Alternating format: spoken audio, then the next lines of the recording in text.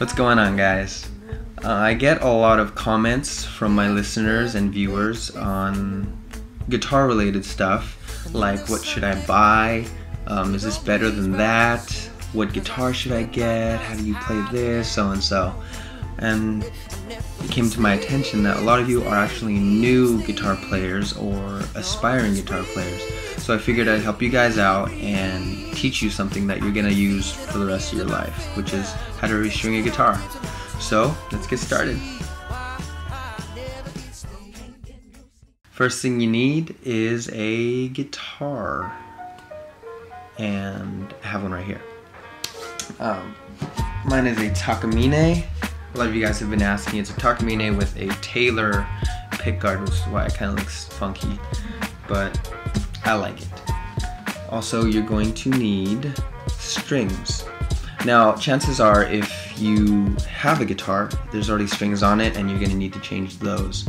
I don't like to cut them all the time. Sometimes I do if I'm in a hurry, but if I'm not in a hurry, I like to do this weird little thing. You just bring them all together and loop them around, and who knows what you'll need it for later, you know?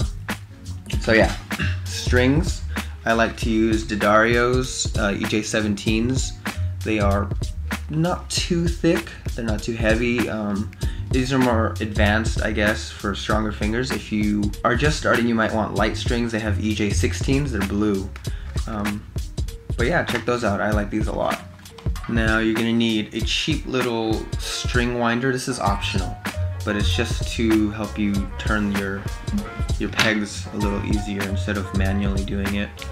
Makes things go by a little faster. As you can see, I have no strings, so let's make this quick. I'm going to show you guys the easiest way, to me, to restring a guitar. Alright, so on your string case, or the box or the bag, whatever it comes in, it should tell you the order of strings. It goes from E, A, D, G, B, E, from lowest to highest, but you want to start with the highest string, which is the first string right here. So yeah, let's get to it. So you want to start off with the high E string, which is this smallest one, and you need the bridge pin. This is a bridge pin because it is a pin that you put into the bridge. Yeah, so you put this little nub right in this hole, and you use the bridge pin to feed it through so you don't have any extra slack. That you push it in. Also, the important thing is there's a little notch in the bridge pin, and you're going to want that facing towards the neck of your guitar. So that was easy, right? This is usually the hard part, is the string winding part. What you want to do is just feed it through. And here's the trick that I like to do, is when you feed it through, you're going to want to bend it a little bit, like a little fold, like that. Then you'll have a nice little fold here. I don't know if you can see that, but it holds easier when you want to tune. So there's one fold, then you hold it right here against the guitar, get your peg winder, and you always want to spin it counterclockwise. That's really important. So you're going to take it and spin it counterclockwise. And make sure it doesn't move. You want to keep this pointing up, the string pointing up.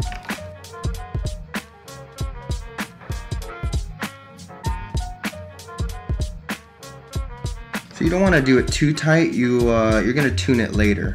So yeah, that actually might be it. But you're going to tune it later. Okay, and to avoid getting poked in the eye, you can cut it later. You just loop it and stick it through twice, like so. So we've got the first string on, and if you want to do this real quick, you're going to just put each string in to each of these holes all at once, so that you can work on the bottom and then work on the top. Alright, so let's just stick each one in.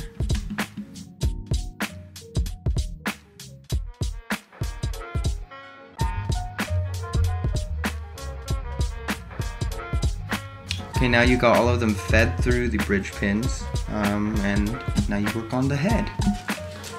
You just comb it over like, I guess like hair, just to keep it out of your way. So remember, you feed it through, okay? Remember, give it a little slack, not too much, maybe like 2 finger notches worth or around there or less. Okay, and then you fold it up like this. You just fold it and you get a little crease there. And it'll also help if you fold on this side. See right here? Just fold it down so you get nice sharp edges. And all I have to do is hold it there, counterclockwise.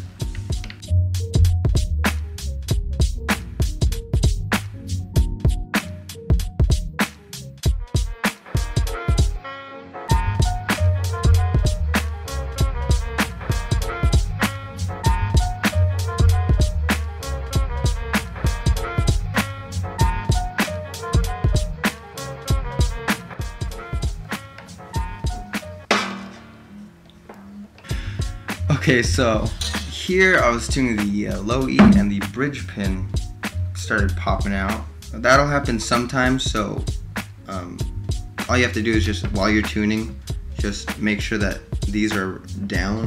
Just hold them down. If you hear them or see them popping up, just push it down and keep tuning. This one I totally forgot, so I'm gonna loosen them back up, feed them back in, and that's it. Alright, so now that they're all in their slots, just like that. Can you play it? No, not right away. So what you're gonna need is a tuner also. I don't always have one on me, but I do have my phone on me.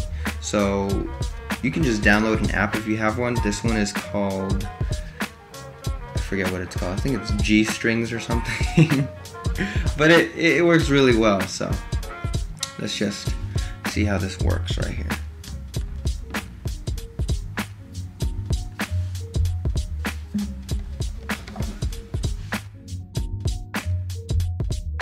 Okay, so after you're relatively in tune, it's not going to tune right away, trust me. This is the most important part that a lot of people don't tell you is you have to stretch out your strings. It's just like a muscle.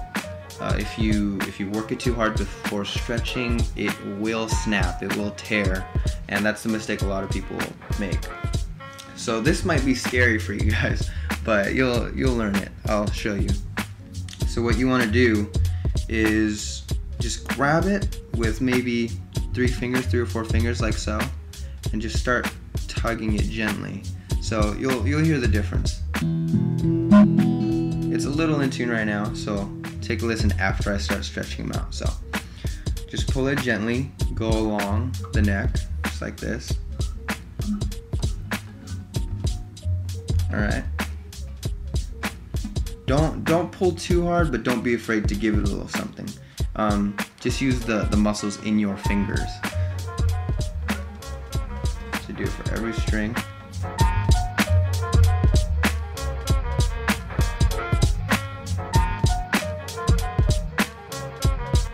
Also, make sure your fingers are clean, because oil and metal, they don't necessarily go too well together.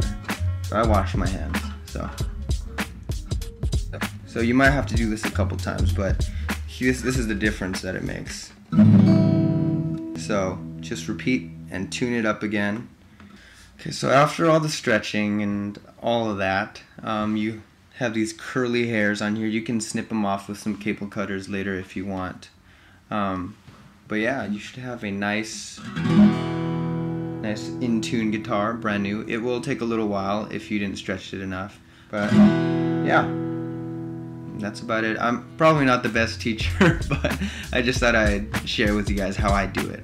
If you have any questions, then leave comments in the comment section below, and yeah, leave me any other suggestions of things you want to learn too. So take it easy.